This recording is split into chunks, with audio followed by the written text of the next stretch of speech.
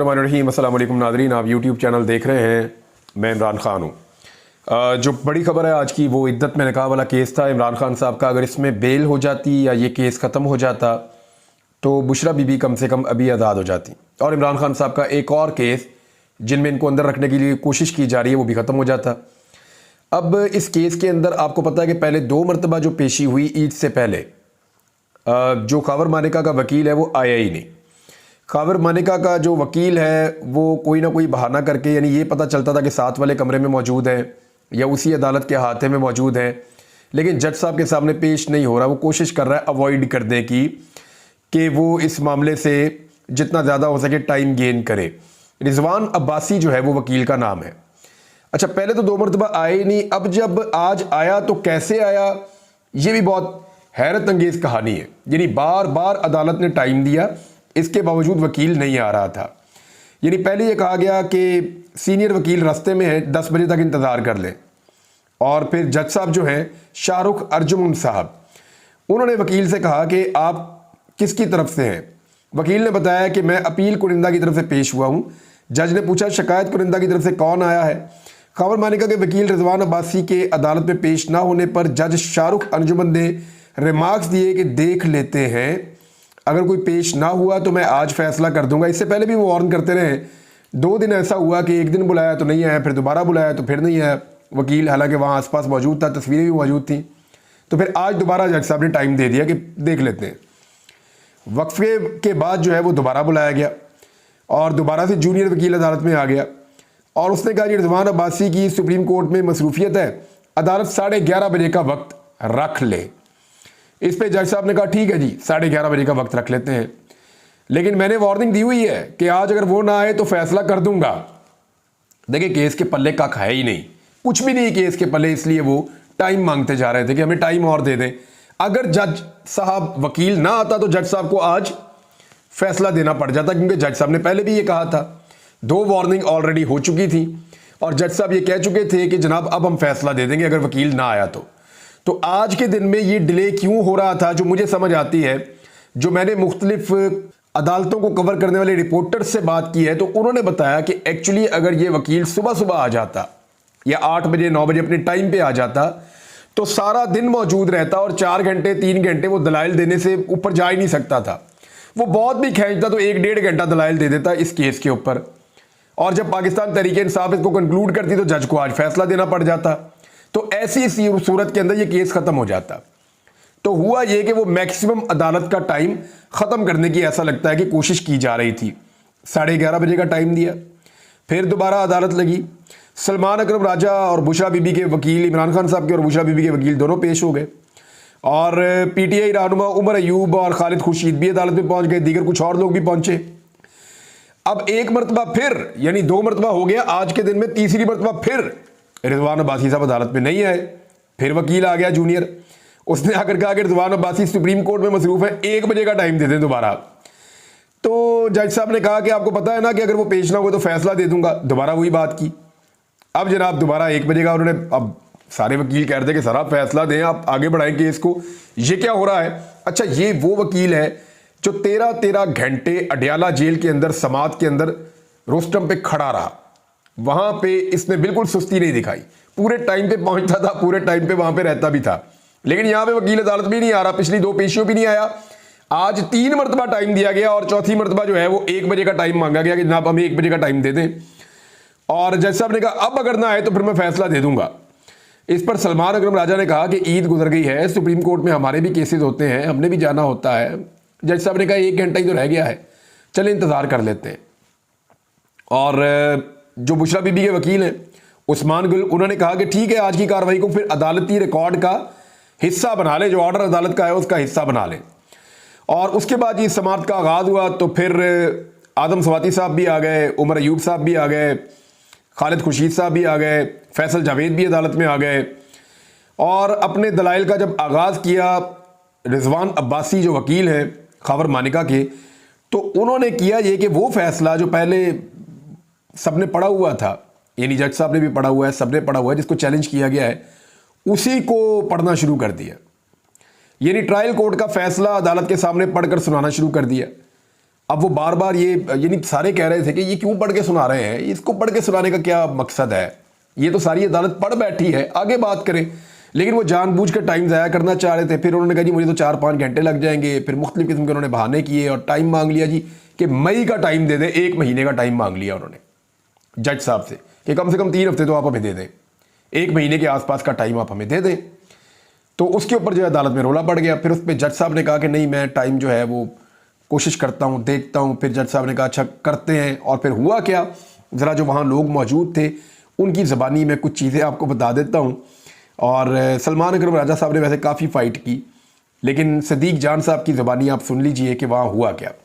आज फैसला सुनाने की बार बार बात करने वाले जज शाहरुख अर्जुमन ने खैबर मानिका के वकील की बात जुज़वी तौर पर मान ली। राजा रिजवान अब्बासी इतना ताकतवर है कि काश लाइव प्रोसीडिंग होती इस अदालत की और आप जज शाहरुख अर्जुमन का चेहरा देखते।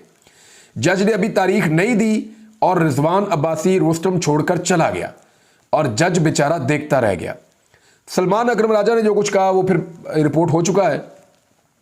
जो शाहरुख अर्जुमन के साथ रिजवान अब्बासी ने किया, यानी जो जज साहब के साथ वकील रिजवान अब्बासी ने किया, वो किसी दर्जा चहारम वाले के साथ भी कोई नहीं कर सकता।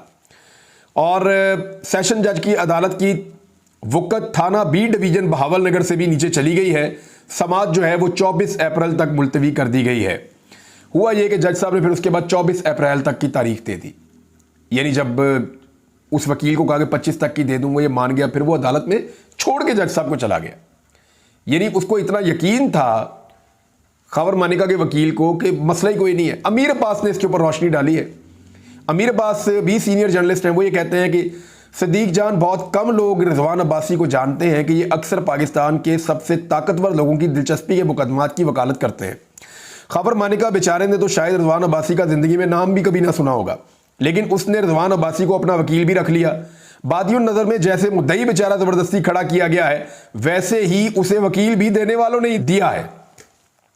जिस दिन रिजवान अब्बासी खैबर मानिका का वकील बना, मैं पहला शख्स था जिसने रिजवान अब्बासी का नाम आते ही फौरन बता दिया था कि इद्दत का केस खैबर मानिका ने खुद नहीं किया बल्कि इससे करवाया गया है। यानी रिजवान अब्बासी किसी और का वकील है, क्योंकि अमीर अब्बास ज़ाती तौर पर इसको जानते हैं और उनको आइडिया है कि ये वकील जो है वो ख़ास किस्म के लोगों के केस लड़ता है। तो खैबर मानिका को भी उन्हीं लोगों ने तैयार किया है और इस वकील को भी उन्हीं लोगों ने तैयार किया है। रिजवान अब्बासी तारीख देकर कमरा अदालत से चला गया था। जज ने बस बाद में तारीख में एक आधे दिन का रद्दोबदल करने की जसारत की है। अब देखना होगा कि राजा रिजवान अब्बासी जज साहब की इस गुस्ताखी पर दरगुजर करता है या नहीं करता। यानी आज ये बहुत ही अजीब सूरत हाल थी और बड़ी मायूब थी, अदालत के लिए बहुत शर्मिंदगी वाली बात थी। इसके ऊपर मुख्तलिफ स्टेटमेंट आए पाकिस्तान तहरीक इंसाफ के। रऊफ हसन साहब ने यह कहा कि आज जज ने कहा था मैं इद्दत का केस का फैसला सुना दूंगा, लेकिन सरकारी वकील रिजवान अब्बासी, जो टाउट वकील के नाम से पहचाना जाता है, जो पिछली 2 पेशियों से गायब था, आज बड़ी मुश्किल से अदालत पहुंचा और जज से धमकी आमेज लहजे में मजीद 4 हफ्ते मांगने लगा और समाअत मुकम्मल होने से कबल ही रोस्टम से उतर कर चला गया। जज ने तौहीन अदालत करने के बजाय एक मरतबा फिर समाअत मुलतवी कर दी। बैरिस्टर गौहर जो है वो भी ये कह रहे हैं कि एक बात उन्होंने की, उन्होंने कहा इमरान खान को डील के लिए मजबूर किया जाए, इसकी बहुत कोशिश की गई है, लेकिन अल्हम्दुलिल्लाह खान साहब ने किसी भी तरह की डील करने से साफ इनकार कर दिया और खान साहब ने कहा कि मेरा जीना मरना इसी मुल्क में है। ये बैरिस्टर गौहर ने स्टेटमेंट दिया है। अच्छा, इसमें इमरान खान साहब का जो एक स्टेटमेंट है वो आज लगाया पाकिस्तान तहरीक इंसाफ ने सोशल मीडिया पे, जिसमें इमरान खान साहब ने कहा था, इसी मौके पर उन्होंने लगाया कि जो अदालत खुद कैद हो वो मुझे क्या रहाई दे सकती है। ये इमरान खान साहब का बड़ा तारीखी नौयत का स्टेटमेंट है। उन्होंने कहा जो अदालत खुद ही कैद है वो मुझे क्या रिहाई दे सकती है। दूसरी जानिब नाजरीन एक और खबर है, इद्दत में निकाह का केस अब 24 तक चला गया है। इसको लटकाने की कोशिश थी, वो कर ली गई और पूरे पाकिस्तान ने देखा, सबको पता है, सारी खबरें रिपोर्ट हो गई हैं। यानी इतना अंधा कानून तो हमने कभी नहीं देखा था कि एक शख्स को झुकाने के लिए, उसको तोड़ने के लिए इतने गंदी नौयत के मुकदमात बनाए गए, इतने घटिया नौयत के मुकदमात बनाए गए और उसके बाद उन मुकदमात को लिंगर ऑन भी किया जा रहा है। यानी कोशिश की जा रही है कि मैक्सिमम एक खातून को जेल में रखा जाए एक ऐसे मुकदमे में जिसका वजूद ही नहीं है और वहाँ पे शर्मिंदा करने की कोशिश की जाती है, बदतमीजी की जाती है और फिर वकील पेश ही नहीं होते। और जब आता है तो वो जानबूझकर इतना लेट आता है कि अदालत का टाइम खत्म होने वाला है, फिर वो अदालत को धमकी आमेज लहजे में अदालत से बात करता है, फिर अदालत भी लंबी डेट दे देती है। हालांकि ये तो एक आधी डेट का मामला है। अब देखते हैं कि 24 को नया बहाना क्या किया जाएगा। ये जो आसफा भुट्टो जरदारी हैं, जरदारी साहब की बेटी आसफा जरदारी, 9 मुंतखब रुकन कौमी असम्बली ने ऐवान की रुकनीत का हलफ उठा लिया। इनके खिलाफ जो मुखालिफ उम्मीदवार थे उनको बिठा लिया गया था या उनको अगवा कर लिया गया था। अब इसके ऊपर एक बड़े सीनियर सहाफ़ी हैं शफीक शरीफ साहब, उन्होंने एक ट्वीट किया, ये बहुत इंपॉर्टेंट है। उन्होंने तारीख का हवाला देकर कहा, आसफा भुट्टो ने बिला मुकाबला मुंतखब होकर आज कौमी असम्बली में बतौर रुकन असम्बली हलफ उठा लिया। आसफा भुट्टो ने अपने नाना की तरह ही सियासत का आगाज किया और बिला मुकाबला मुंतखब होने की अपनी रवायत को बरकरार रखा। 1977 में जुल्फिकार अली भुट्टो लाड़काना के उस वक्त के हल्के NA 163 से इलेक्शन लड़े थे, तो उनके मुकाबले के लिए जान मोहम्मद अब्बासी खड़े हुए। भुट्टो साहब ने मुबैना तौर पर अपने मद्दे मुकाबिल को पहले अगवा करवाया और फिर बिला मुकाबला अपनी जीत का नोटिफिकेशन जारी करवा दिया। लाड़काना के तीनों हलकों से उस साल पीपल्स पार्टी बिला मुकाबला ही जीती थी। मुखालिफिन को अगवा करवाकर इलेक्शन जीतना भुट्टो खानदान की रवायत रही है। आसफा भुट्टो ने कोई नया काम नहीं किया, बात तो ठीक है। पहले भी ये अगवा करवाते हैं, बंदे गायब करवाओ, इलेक्शन जीत लो, आकर असम्बली का हलफ ले लो, बाद में बंदा केस करता रहेगा, देखी जाएगी। इन्हें पता है कि पाकिस्तान की अदालतें जो हैं वो जिस तरह का इंसाफ देती हैं और जितनी देर में इंसाफ देती हैं उतनी देर में तो असम्बली की मुद्दत पूरी हो जाती है।